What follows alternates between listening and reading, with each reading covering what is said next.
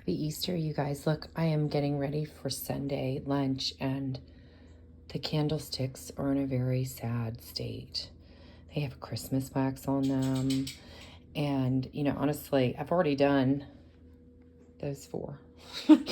But, and I've been kind of putting off these Venetian glass ones because they're going to be a challenge. But then these little silver ones slid across like air pocky pucks and almost took them out. But I'm going to show you how to do this. You need a hairdryer and some vodka in a spray bottle. And these little plastic razor blades are useful, but not, always. Not in this case, really. Just don't use metal. I mean, if you need to use like a little plastic knife to get some of the gunk out of the middle, that's helpful. But see, I'm going to show you here. I apologize for the noise, but it is a hairdryer.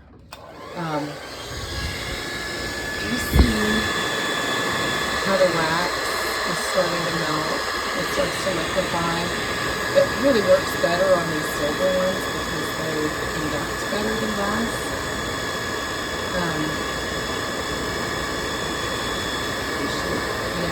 My filming hand is my wiping hand, but basically